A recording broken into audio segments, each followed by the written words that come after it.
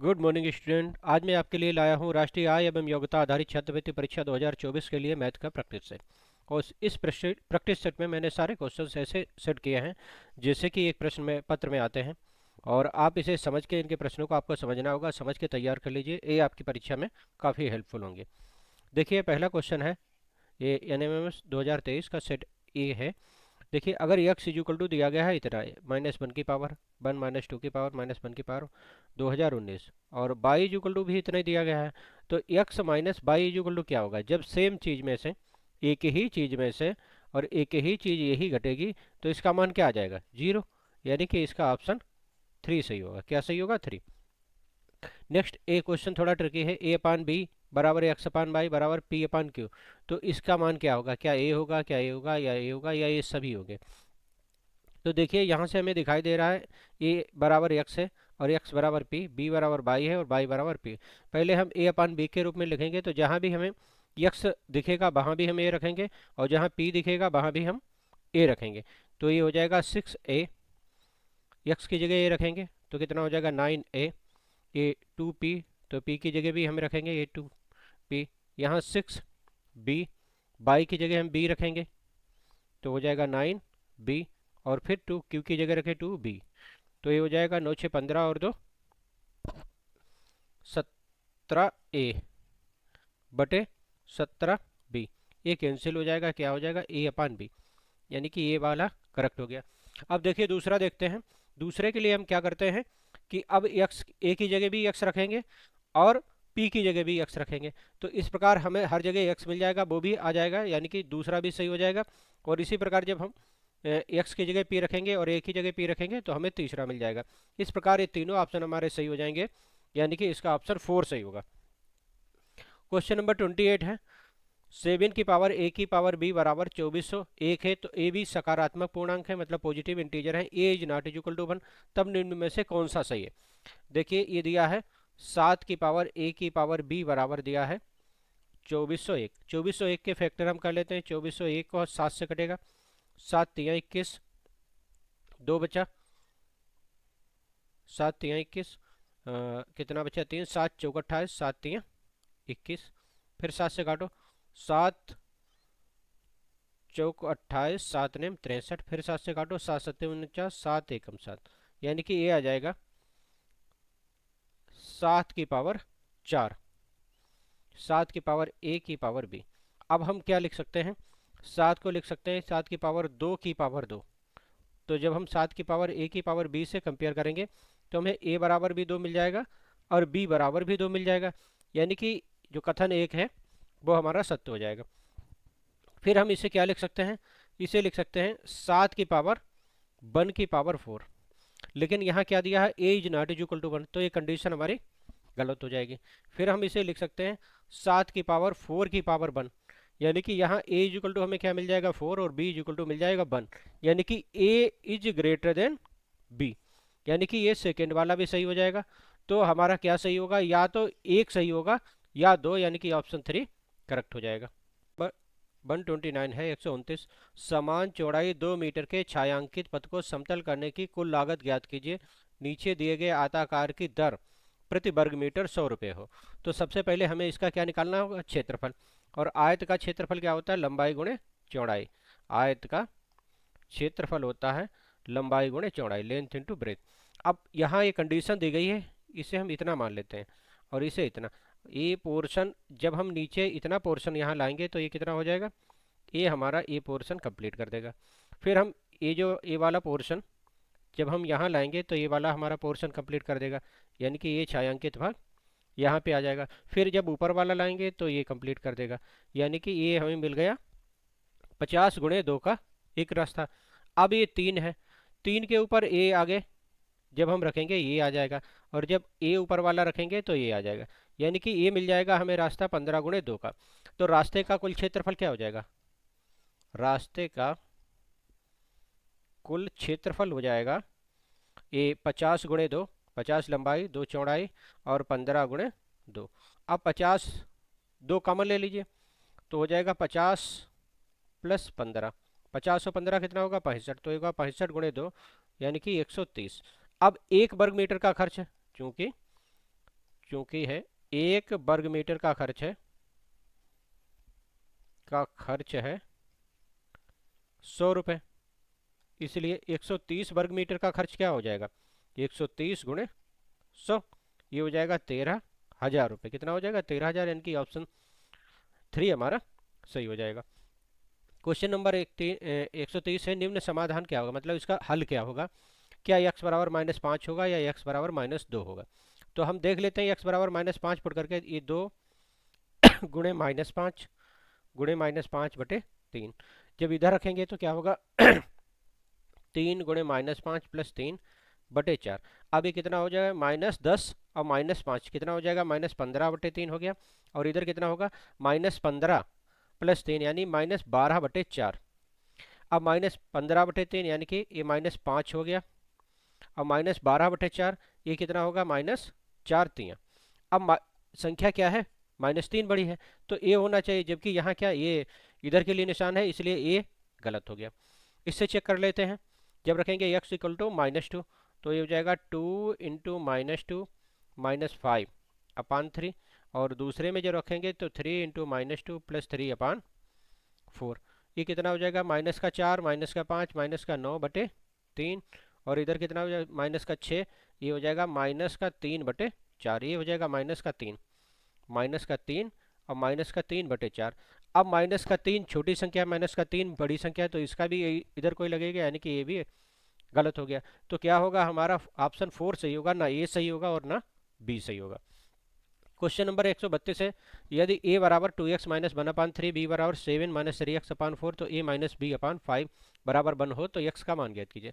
तो हम वैल्यू इसमें पुट कर देंगे, a की जगह रखेंगे 2x माइनस 1/3, b की जगह रखेंगे 7 माइनस 3x/4 अपान 5 बराबर 1।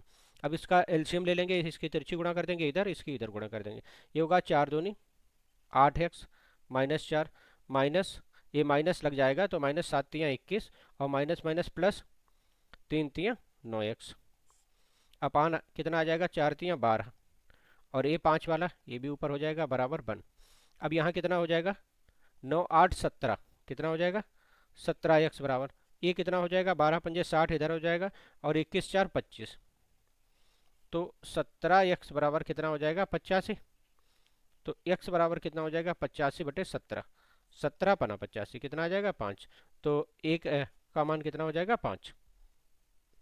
133 है, ये देखिए इस प्रकार का क्वेश्चन दिया है। सबसे पहले हम 0 से ऊपर की देखते हैं, अगर 0 की पावर 1 हो तो 0 होता है, ऐसे 0 की पावर 7 की पावर 8 कितना हो जाएगा 0, यहाँ तक की पूरी पावर कितनी हो जाएगी 0, ऐसे यहाँ तक की पूरी पावर कितनी हो जाएगी 0। अब ये कितना हो जाएगा किसी की भी पावर 0 1 होती है, तो 4 की पावर 0 क्या हो जाएगी 1, तो ये हमें मिल जाएगा 3 की पावर 2 की पावर 1। यहाँ से क्या मिल जाएगा 8 की पावर 3 और 2 की पावर 0, यानी 2 की पावर 0, यानी कि 2 की पावर 0 1 हो जाएगी, यानी कि ये मिल जाएगा हमें 3 की पावर 2 प्लस 8 की पावर 3, 3 की पावर 2 9 होती है, 8 की पावर 3 होती है 8 अट्ठे 64 अट्ठे 512, ये हो जाएगा 521। एक बार और समझ लीजिए, 0 से ऊपर की जितनी चीज़ है जितनी पावर से वो सारी 0 हो जाएगी। 4 की पावर 0 1 हो गई, तो ये बचा 3 की पावर 2, और यहाँ हो जाएगा ये इतना 1, यानी कि ये पोर्शन क्या हो जाएगा 1, तो ये 8 की पावर 3 बची, तो ये हो जाएगा इसका स्क्वायर निकालिए, इसका क्यूब, ये हो गया 521। कदम मौजूद है, मतलब ये दिया गया है कि मूल्यों को ज्ञात करने का क्रमबद्ध तरीका आजमाएं, मतलब इनका क्रमबद्ध। देखिए सबसे पहले क्या होता है, x plus Y X minus Y, यानी कि x plus Y X minus Y इस रूप में लिख लेंगे, तो ये सबसे पहले आएगा। फिर क्या होगा, यहाँ a plus B A minus B का सूत्र लगाएंगे, a प्लस बी, तो a माइनस बी का जब हम फार्मूला लगाएंगे तो क्या होगा A square minus B square, यानी कि a वाला पद आएगा X square minus Y square minus Z, यानी कि दूसरे नंबर पे a आएगा। तीसरे पे गुणा में घातें जुड़ती हैं, तो ये तीसरे पे आएगा, और ये चौथे पे आएगा। तो देख लेते हैं, पहले ए किसमें सही है, ए के बाद सी, ए के बाद सी इसमें है, और सी के बाद बी आ गया तो ये भी गलत हो गया, और ए के बाद डी आ गया तो ये भी गलत हो गया। ए के बाद सी है और सी के बाद डी है और डी के बाद बी, यानी कि ऑप्शन 3 हमारा सही हो जाएगा। ये क्वेश्चन है, आसन्न चिन्ह में एक्स वाई जेड के मान क्या होंगे, मूल्य या मान क्या होंगे। देखिए ए 113 है, ए 69 है, और ए है राइट एंगल यानी कि 90 का, तो इसका मान क्या होगा। किसी चतुर्भुज के चारों कोणों का योग कितना होता है 360, कितना होता है 360, 360 होता है। अब 360 जब होता है, एंगल यक्स को निकालने के लिए हम क्या करेंगे, इन सबको जोड़ के और 360 में से घटा देंगे। जैसे यक्स इक्वल टू हमें निकालना है तो क्या होगा, 360 माइनस 113 जोड़ेंगे, 69 जोड़ेंगे और 90 जोड़ेंगे, तो ये कितना आ जाएगा, ये हो जाएगा 360 माइनस इनका योग आएगा 272। और जब 272 हम ये घटाएंगे तो ये आ जाएगा एंगल यक्स कितना, 88 डिग्री से क्या आ जाएगा, 88 डिग्री। अब हमें जेड निकालना है। देखिए ये एक सरल कोण है, यक्स और जेड का मान कितना है, योग कितना होगा, angle x plus angle Z होगा 180 के बराबर। अब एंगल यक्स दिया है 88, कितना है 88, तो एंगल जेड बराबर हो जाएगा, angle Z is equal to हो जाएगा 180 माइनस 88। तो जब घटाएंगे तो इसे आएगा ये 92, कितना आ जाएगा 92, ये आ गया 88, ये आ गया 92, ये 90 दिया गया है। अब हमें निकालना है एंगल बाई। तो एंगल बाई को निकालने के लिए हम यहाँ, ये 92 है, 90 है, ये बाई है, हमें निकालना है पहले हम ये एंगल निकाल लेंगे। ये आप देख रहे होंगे एक सीधी रेखा है, तो इसे 180 में से जब घटाएंगे तो ये एंगल हमारा हो जाएगा, एंगल 180 माइनस 69, ये हो जाएगा 111, यानी कि ये कितना हो जाएगा 111। अब हमें एंगल बाई निकालना है तो 111, 92 और 90 को जोड़ दो और 360 में से घटा दो, यानी कि angle Y is equal to हमें मिल जाएगा 360 माइनस 111 प्लस 92 प्लस 90, तो ये कितना हो जाएगा 360, ये हो जाएगा 293, कितना हो जाएगा 293, जब घटाएंगे तो कितना आ जाएगा 67। अब आप देख लीजिए एक्स इक्वल टू 88 किस में है, इसमें है और यहाँ है। Y equal to 92, Y equal to 92 यहाँ है, यहाँ नहीं, इसलिए ये ऑप्शन हमारा कैंसिल हो जाएगा। और जेड इक्वल टू कितना है 67, यानी कि ऑप्शन 4 हमारा सही हो गया। नेक्स्ट है, एक त्रिभुज की प्रत्येक पक्ष यानी कि प्रत्येक भुजा में 10 सेंटीमीटर की वृद्धि की जाएगी। नए त्रिकोण परिधि का अनुपात और त्रिकोण की परिधि का अनुपात है, मतलब नया जो त्रिभुज बनेगा उसका अनुपात और दिए गए त्रिभुज का अनुपात 5 अनुपात है, तो त्रिकोण की परिधि क्या है। एक ए त्रिभुज है, अगर ये हम मान लें ए बी सी, तो इसकी परिधि यस बराबर क्या होती है, तीनों भुजाओं का योग, ये हो गई इसकी परिधि। फिर क्या कह रहा है, इसमें 10% 10 की वृद्धि की जाती है, यानी कि ये हो जाती है ए प्लस 10, ये हो जाती है ए प्लस 10 और ये क्या हो जाती है ए प्लस 10। तब नई परिधि अगर हम यश डेश मान लें तो क्या हो जाएगी ए प्लस बी प्लस सी, और 10 10 जुड़ गया तीनों में, 10 10 10 20 और 10 30। अब क्या कह रहा है कि नए त्रिभुज, नए त्रिकोण की परिधि यश डेश और पुराने की यश, इसमें अनुपात कितना दिया है 5:4, क्या दिया है 5:4। तो यश डेश बराबर हम लिख सकते हैं यस प्लस 30, क्योंकि इसका मान हमने क्या माना है यस। अब ए है हो गई यस प्लस 30, ये यस और यहाँ 5/4 तिरछी गुणा कर दीजिए, ये होगा 4 बराबर 3 चक 12 बराबर 5 कितना हो जाएगा 5 अब यस को जब हम उधर ले जाएंगे तो 120 बराबर हो जाएगा, 5 में से 4 घटाएंगे यस। तो हमारा पूछा गया तो दिए गए त्रिकोण की परिधि 120 सेंटीमीटर होगी, कितनी 120। फिर से समझ लीजिए, त्रिभुज की परिधि होती है तीनों भुजाओं का योग, जब नई परिधि है प्रत्येक भुजा में 10 सेंटीमीटर की वृद्धि, तो नई परिधि हो गई तीनों भुजाओं का योग प्लस 30। अब यहाँ यश डेश तीनों भुजाओं का योग हमने यस माना था, तो यश डेश इक्वल टू हो गया यस प्लस 30। अब यहाँ दिया गया यश डेश बटे यस बराबर 4/5, तिरछी गुणा कर ली, हल कर लिया तो यस का मान आ गया 120 सेंटीमीटर। नेक्स्ट क्वेश्चन है 137, इसे देखिए हमें हल करना है। ये क्यूब रूट दिया गया है तो इसे हम छोटे से छोटे भागों में तोड़ लेते हैं। ये होगा क्यूब रूट को 1/3 घात रखेंगे, 3 की घात 6 है, इसे लिख देंगे 2 की घात 3 गुणे 2 की घात 3, 4 को लिख दिया। ये 2 की घात 9, ये 8 है तो 8 को लिख सकते हैं 2 गुणे 2 गुणे 2, यानी कि हो जाएगा 2 की घात 6 गुणे 2 की घात 6 गुणे 2 की घात 6, छोटी छोटी घातों में लिख दिया और 2 की घात 6। क्यूब रूट की जगह लिख दिया पावर 1/3। अब देखिए 3 3 6 और 9 15, तो यहाँ कितना हो जाएगा 2 की घात 15। अब 2 की घात 3 और 3 6, ये इससे कैंसिल हो गया। 2 की घात 9 है तो 2 की घात इससे काटेंगे तो कितनी 3 बचेगी, 2 की घात 3 काट दी तो यहाँ कितनी बची 3, यानी कि हमें मिल गया ऊपर 3 की घात 6 बटे 2 की घात 6 और 3 कितना हो गया, ये 1/3, 6 और 3 कितना हो गया 9 की पावर है 1/3। जब अंदर ले जाएंगे 3 की पावर 6 गुणे 1/3 हो जाएगी, और ये हो जाएगी 2 की पावर 9 गुणे 1/3। 3 तिया 9, 3 दूनी 6, ऊपर आएगा 3 का वर्ग कितना होगा 9, और नीचे 2 का क्यूब यानी कि 8। जब हम इसे भाग करेंगे 8 से, 8 8 एकन 8, 1 से 1/8 आ जाएगा, यानी कि ऑप्शन फर्स्ट हमारा सही हो जाएगा। क्वेश्चन नंबर 138 है, ये भी उसी के तरीके से देख लीजिए। इसे हम लिखेंगे 0.8।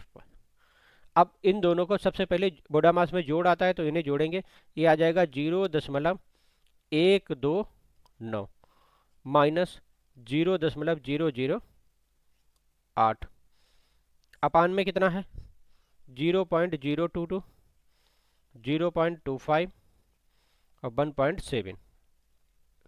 एक बार अंडर रूट के अंदर और लिखेंगे, ये होगा 0.85। अब 1.129 में से जब हम इसे घटाएंगे तो ये आ जाएगा 0.121, और 0.022, 0.25, 1.7। अब इन्हें हमें देखिए, यहाँ 3 के बाद दशमलव है, यहाँ भी 3 के बाद दशमलव है, हमने हटा दिया। इसे काटा 11 दूनी 22, इसे 11 11 में 121। अब यहाँ 2 के बाद दशमलव है, यहाँ 2 के बाद दशमलव है, हमने हटा दिया। यहाँ 1 के बाद दशमलव है तो यहाँ हमने 0 बढ़ा लिया। अब 17 पना 85 होते हैं, 5 से काटा 5 25, 5 दूनी कितना होता है 10, तो ये हमें मिल गया √110/10। ये कैंसिल हो जाएगा, तो हमारा आंसर आ जाएगा √11। कितना आ जाएगा √11, यानी कि ऑप्शन 3 सही। नेक्स्ट क्वेश्चन है, दो भाइयों की वर्तमान आयु में 1:2 का अनुपात है। मान लिया वर्तमान आयु x और y है, तो x/y दिया है 1:2। 5 वर्ष पूर्व यानी कि x-5/y-5 वर्ष पूर्व अनुपात था 1/3। तो 5 वर्ष बाद अनुपात क्या होगा, तो पहले हम यहाँ से हल कर लेते हैं। यहाँ से हमें मिलेगा 2x बराबर y, तो यहाँ जो भी x है, जहाँ भी y मिलेगी हम वहाँ 2x रख देंगे। तिरछी गुणा करो, यहाँ जब तिरछी गुणा करेंगे ये होगा 3x माइनस 5 3 15, ये मिलेगा y माइनस 5। y की जगह क्या रखेंगे 2x, y की जगह 2x, ये हो जाएगा 3x माइनस 15, ये हो जाएगा 2x माइनस 5। अब 3x को हम इधर ले आएंगे और 15 को उधर, तो इधर x बचेगा और 15 प्लस के हो जाएंगे। x बराबर हमें मिल जाएगा 10, x बराबर 10 मिल गया, तो यहाँ y बराबर कितना हो जाएगा 2x है, तो 2x है, तो ये हो जाएगा 2 गुणे 10 बराबर कितना हो जाएगा 20। अब कितने वर्ष बाद पूछा है 5 वर्ष बाद, तो x प्लस 5/y प्लस 5 ये पूछा है। x का मान आया था 10 प्लस 5 और y का मान आया 20 प्लस 5, ये कितना होगा 15/25। 5 से काट दो, 5 3 15 5 25, ये आ जाएगा 3/5 यानी कि 3:5, यानी कि ऑप्शन 3 हमारा सही हो जाएगा। क्वेश्चन नंबर 140 है, 20% और 5% की दो क्रमिक छूट डिस्काउंट के बराबर एकल छूट। तो इसमें आप फार्मूला याद रखिए, अगर x% और y% की क्रमिक छूटें हैं, कि क्रमिक छूट है, तो परिणामी छूट होती है, परिणामी छूट ये होती है x plus y minus x/100%। ये x कितना होता है 20, ये 5 माइनस 20 गुणे 5/100%, ये कितना होगा 25, और यहाँ 20 पंजे 100 कट जाएगा, 1 आ जाएगा, तो 25 में से एक जाएगा, यानी कि 24। कितनी प्रतिशत आएगी, तो परिणामी छूट आएगी 24%, यानी कि ऑप्शन बी हमारा सही हो जाएगा। क्वेश्चन नंबर 141 है, दो संख्याएं a और b ऐसी हैं, a का जहां a 5% a का और 4% b का योग 6% a का और 8% b के योग का 2/3 है, 2/3 है, तो ये b का अनुपात ज्ञात कीजिए। देखिए a का 5% है तो a गुणे 5/100 हो जाएगा, b का 4% है तो b गुणे 4/100 हो जाएगा, बराबर 2/3 है, 2/3 है, ब्रैकेट के अंदर लिख लेते हैं। a का 6%, 6/100, और b का 8%, तो b गुणे 8/100 हो जाएगा। देखिए 100 यहाँ भी है, यहाँ भी है, तो 100 कॉमन होकर कैंसिल हो जाएगा। 3 की इधर गुणा कर सकते हैं, 3 पंजे 15 a होगा, और 3 चक्कू 12 b होगा, 12 b, ये होगा 6 दूनी 12 a और 8 दूनी 16 b, कितना होगा 16 b।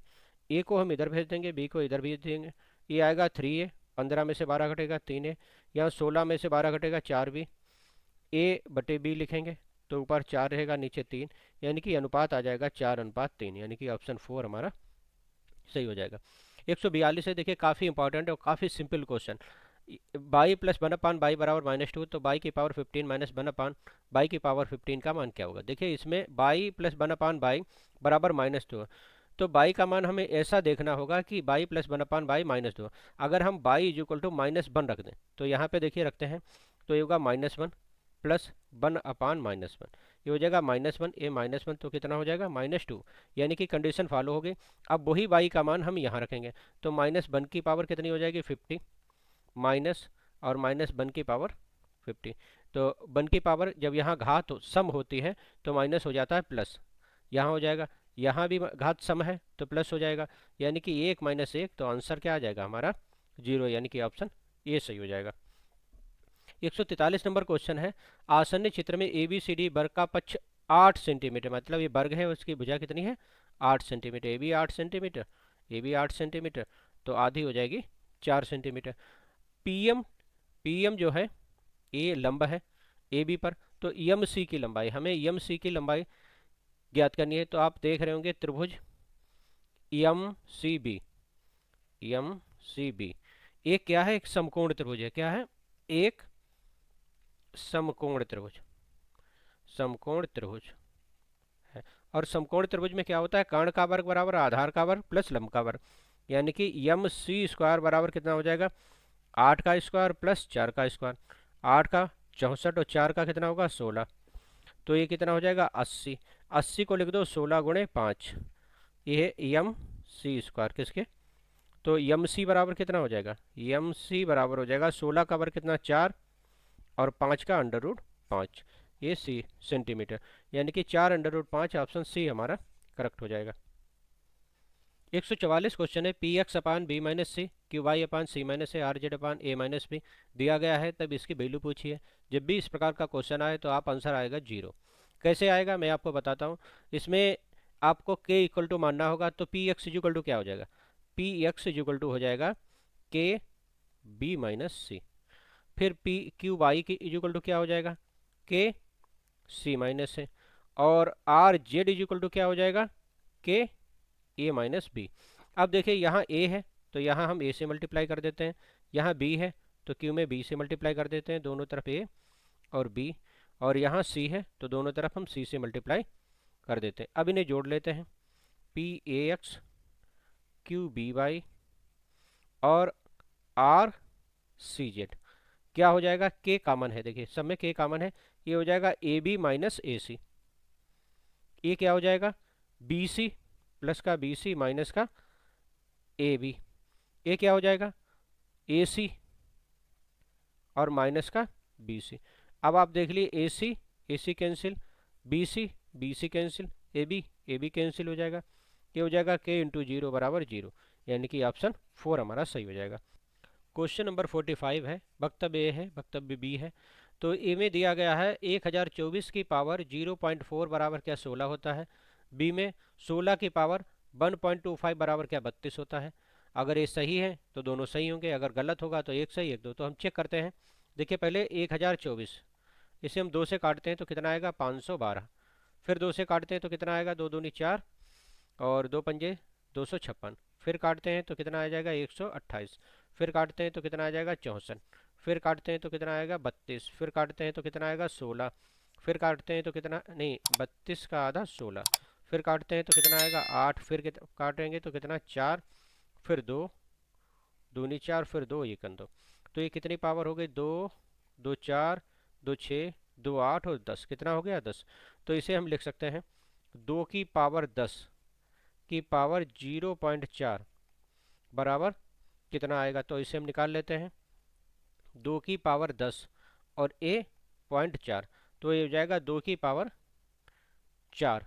अब 2 की पावर 4 क्या होता है 2 गुणे 2 गुणे 2 गुणे 2, 2 दूनी 4 दूनी 8 दूनी 16, यानी कि इसकी वैल्यू हो गई 16, ये वक्तव्य हमारा सही है, ये कथन सही है। दूसरे में हम निकालते हैं 16 को लिख दो 2 की पावर 4 और ए है 1.25, जब दशमलव हटाएंगे तो नीचे 2 जीरो बढ़ाएंगे, दशमलव हटा दो, 25 से काट दो, 25 पंजे 125, 25 छः 100, 4 से 4 कैंसिल हो जाएगा, ये हो जाएगा 2 की पावर 5, 2 की पावर 5 होती 32, यानी कि ये भी सही है। तो हमारे ए और बी दोनों कथन सही है। ठीक है, थैंक यू, धन्यवाद।